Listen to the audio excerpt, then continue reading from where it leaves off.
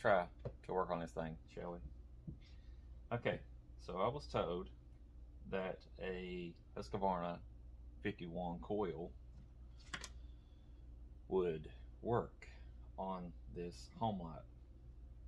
So what we're going to do is we're going to put that to the test to see if that's actually true or not. The one thing that concerns me right off the bat is the way that this lays, because on a Husqvarna,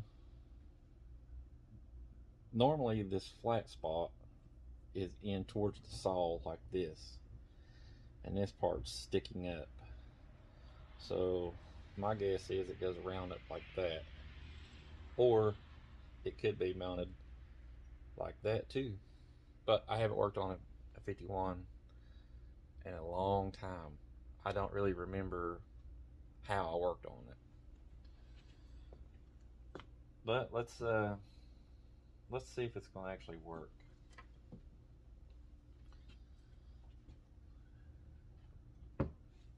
Let's take these off.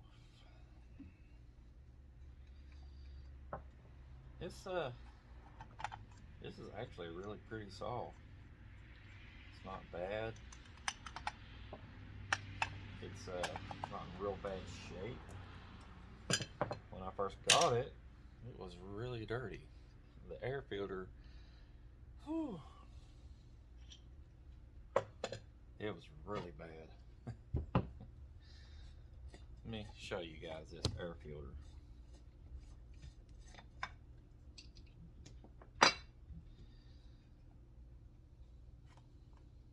Well, I can get it up off of there. You remember what it looked like when I put it up to the camera?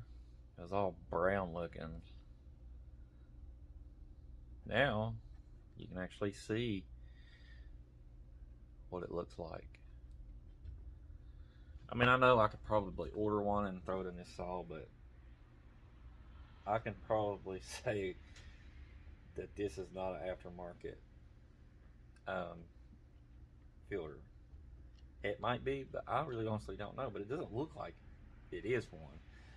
But most of your factory ones are white and not this pink looking color. But it's probably faded over time. So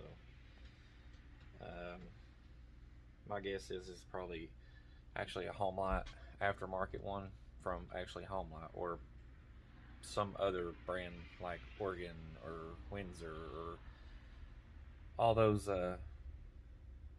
companies out there that actually make stuff like that. Well, did. Oh boy.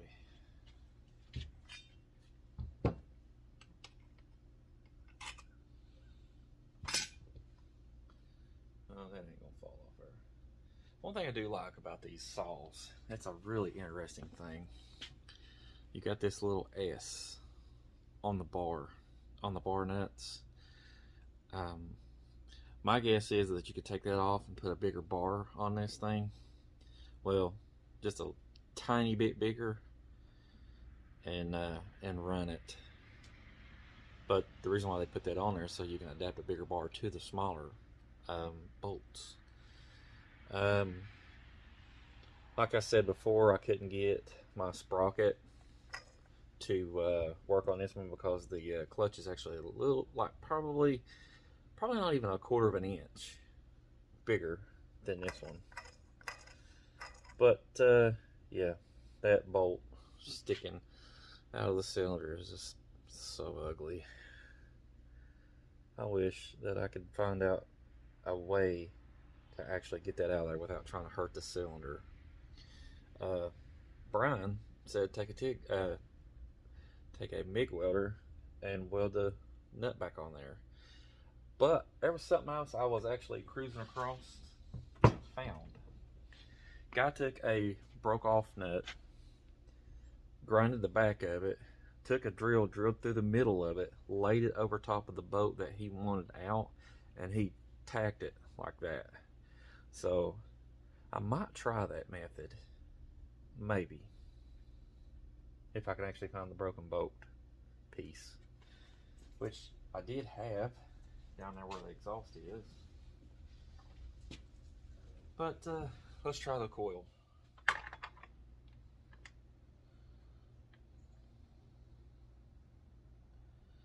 One thing I do notice right off the bat is that the bracket that is on the cylinder, the piece that comes up off the cylinder,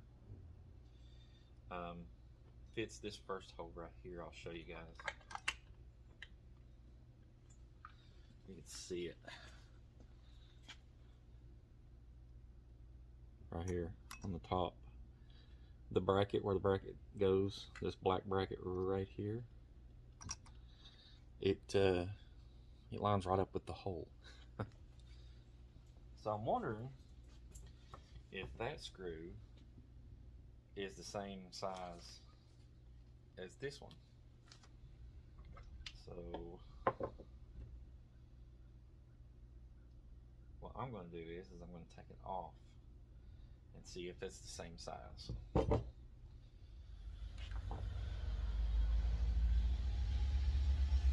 Okay. That faint little spot right there. See it on the main corner? Right here. I'm gonna have to drill there somewhere and put a little tiny hole if I can. Okay, original bracket. All I did was literally lay it down on metal and trace it and make my own bracket. I know it's not exact, but it's gonna work. And I've already test fitted it, so let's put it in. Whoever buys this saw, or whoever, I mean, I'm trying to hold on to it. I really don't want to sell it, but if somebody offers me a lot of money for this thing, it's gone. I will send you the regular, the original bracket and the bolts to go with it. So whoever would prefer to have a Homelite coil.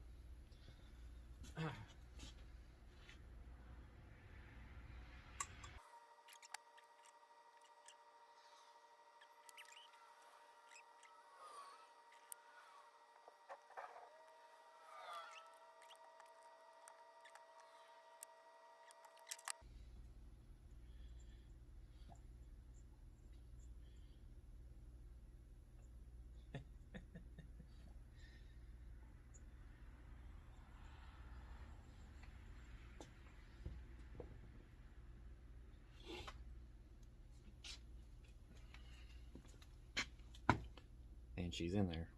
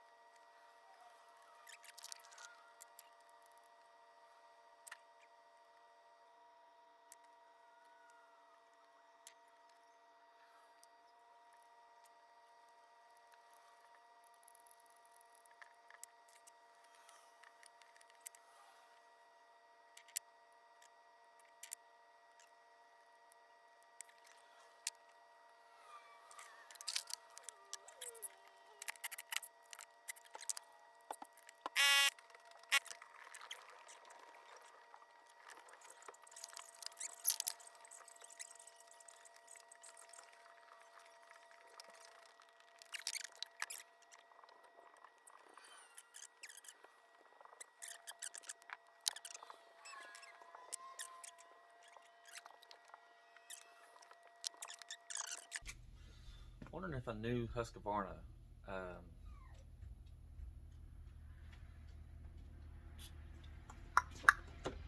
let's try that, shall we? Because I have one right here.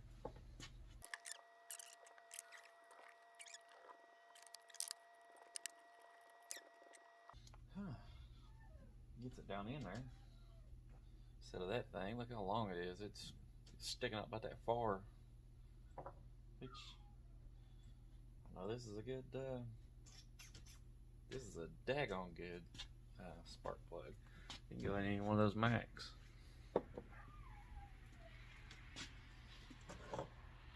Well, fingers crossed I don't have an air leak, and fingers crossed I don't have a fuel leak. Oh god. Okay. The other day when I was talking about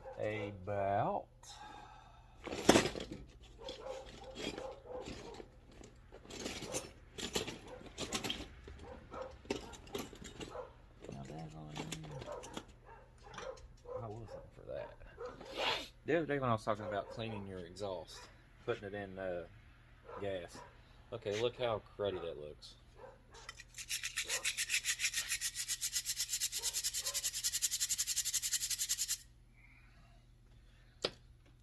Take the air hose.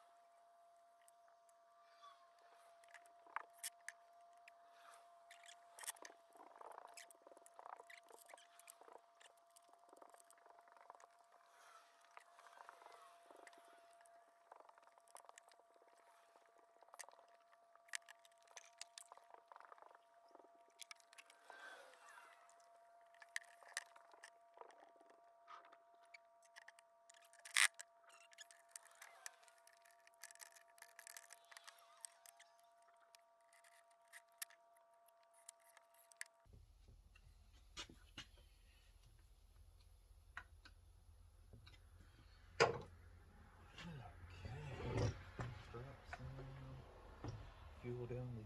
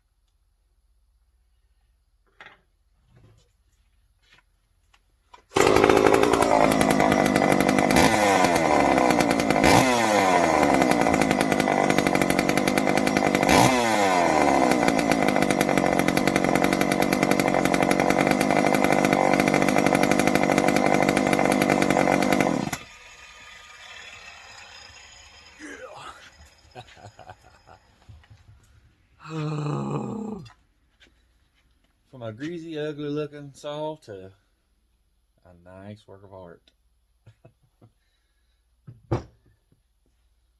That's awesome. That's the second one I've done like this, but my first one had crank seal issues. This one doesn't sound like it has any air leaks. It's not running lean. Well, like Justin said, you know, I need to learn how to tune like better. Older saws are easier to tune than the newer ones. Typically, one turn on each, the high and the low jets, and then from the high you pretty much tune it from there. And then if you want to tune it into wood, you do both. Then you get your idle, and then there you go. I just need to learn how to do it. better myself. Okay. Just got the VI-130 fixed and put together. I found a bar and chain that I think is going to run on it. So let's try it out, shall we?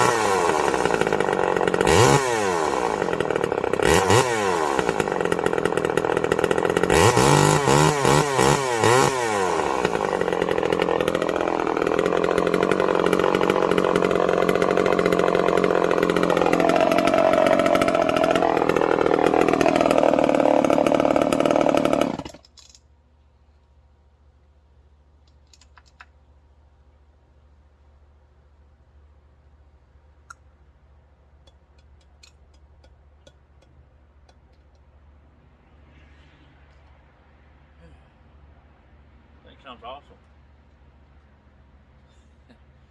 20-inch bar off of McCulloch 610 fit on it. I think it sounds awesome.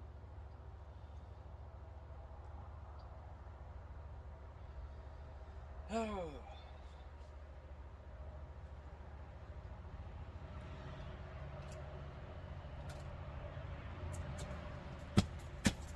Let's go blow it off.